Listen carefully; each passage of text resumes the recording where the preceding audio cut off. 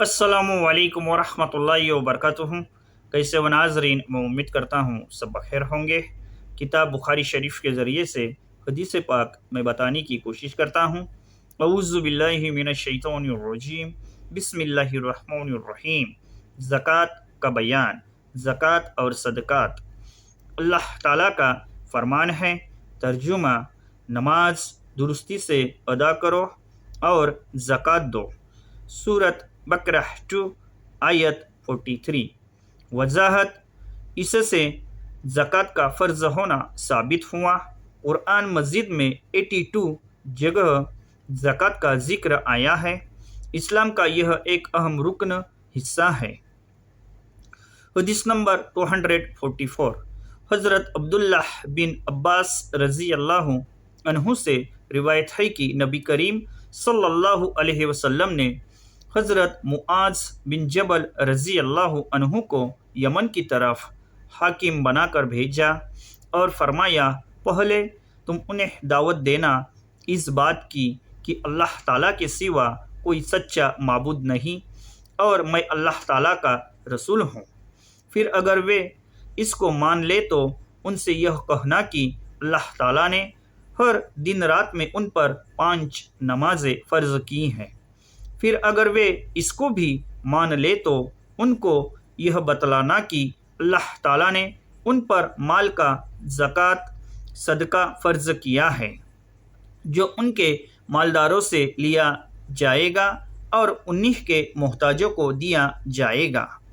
وضاحت: اپنے جاننے والوں اور اپنے شہر میں اگر ضرورت مند لوگ موجود ہوں تو دوسرے شہروں میں زکوٰۃ بھیجنا خلاف شریعت ہے۔ حدیث نمبر 245۔ حضرت ابو ایوب رضی اللہ عنہ سے روایت ہے کہ ایک آدمی نے نبی کریم صلی اللہ علیہ وسلم سے عرض کیا کہ کوئی ایسا عمل بتلائیے جو مجھے جنت میں لے جائے۔ لوگ کہنے لگے، اس کو کیا ہوا ہے؟ اس کے پوچھنے کی کیا ضرورت ہے؟ آپ نے فرمایا، ضرورت کیوں نہیں، یہ تو بڑی اہم بات ہے۔ پھر فرمایا، اللہ تعالیٰ کے سوا کسی کی عبادت نہ کرو اور اس کے ساتھ کسی کو شریک نہ ٹھہراؤ، اور نماز درستگی سے یعنی خوب اچھی طرح ادا کرو، اور زکوٰۃ دیتے رہو، صلہ رحمی کرو، رشتہ داروں سے ملتے رہو اور ان کا خیال رکھو۔ وضاحت: اس حدیث سے ثابت ہوا کہ شرک نہ کرنے والا، زکوٰۃ دینے والا اور باقی اس حدیث کے دوسرے کام کرنے والا جنت میں جائے گا، اللہ تعالیٰ کے حکم و اجازت سے۔ حدیث نمبر 246۔ حضرت ابو ہریرہ رضی اللہ عنہ سے روایت ہے کہ ایک گاؤں والا نبی کریم صلی اللہ علیہ وسلم کے پاس آیا اور کہنے لگا، مجھے ایسا عمل بتلائیے کہ جب میں اس کو کروں تو جنت میں داخل ہو جاؤں۔ آپ نے فرمایا، اللہ تعالیٰ کی عبادت کرو اور اس کے ساتھ کسی کو شریک نہ ٹھہراؤ، اور فرض نماز درستی سے ادا کرتے رہو، اور فرض زکوٰۃ دیتے رہو، اور رمضان کے روزے رکھتے رہو۔ وہ دیہاتی کہنے لگا، قسم ہے اس کی جس کے ہاتھ میں میری جان ہے، میں ان میں کوئی اضافہ نہیں کروں گا اور نہ ہی کمی کروں گا۔ جب وہ پیٹھ موڑ کر چلا تو آپ نے فرمایا، اگر کسی کو جنتی آدمی دیکھنا اچھا لگتا ہو تو وہ اس شخص کو دیکھ لے۔ حدیث نمبر 247۔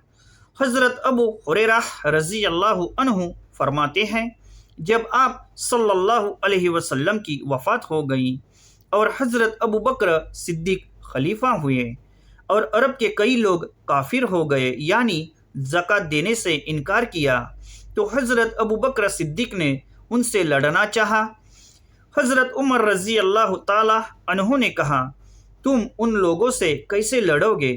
آپ نے تو یوں فرمایا تھا کہ مجھے لوگوں سے لڑنے کا اس وقت تک حکم ہے جب تک وہ لا الہ الا اللہ نہ کہیں۔ جب یہ کہنے لگے تو انہوں نے اپنے مال جان کو مجھ سے بچا لیا، سوائے کسی حق کے بدل قصاص یا حد کے، اب ان کا حساب اللہ تعالیٰ پر رہے گا۔ حضرت ابوبکر صدیق رضی اللہ تعالی عنہ نے کہا، میں تو اللہ کی قسم جو کوئی نماز اور زکوٰۃ میں فرق سمجھے گا اس سے ضرور لڑوں گا، کیونکہ زکوٰۃ مال کا حق ہے جیسے نماز بدن کا حق ہے۔ اللہ کی قسم اگر یہ لوگ بکری کا بچہ جو جناب مصطفیٰ صلی اللہ علیہ وسلم کو دیا کرتے تھے مجھ کو نہ دیں گے تو میں اس کے نہ دینے پر ان سے ضرور لڑوں گا۔ اس پر حضرت عمر رضی اللہ تعالی عنہ نے کہا، اللہ رب العزت کی قسم، اللہ تعالیٰ نے حضرت ابوبکر صدیق کا سینہ اسلام کے لیے کھول دیا ہے، میں سمجھ گیا کہ یہی حق ہے۔ وضاحت: یہ خیال ان کا اللہ تعالیٰ کی طرف سے تھا۔ ہر نیک آدمی کو اللہ تعالیٰ کی طرف سے الہام ہو سکتا ہے۔ الہام کے معنی ہیں کسی نیک عمل کا خیال ذہن میں آنا۔ میں امید کرتا ہوں کہ میرا یہ چھوٹا سا ویڈیو اب سبھی حضرات کو پسند آیا ہوگا۔ اب کا موٹیویشن میرے لیے بہت ضروری ہے۔ اللہ تعالیٰ دین اور حدیث سمجھنے کی نیک توفیق دے۔ بچوں کو قرآن، حدیث اور دین سکھلانا ماں باپ کا فرض ہے۔ فقط و سلام۔ السلام علیکم ورحمۃ اللہ وبرکاتہ۔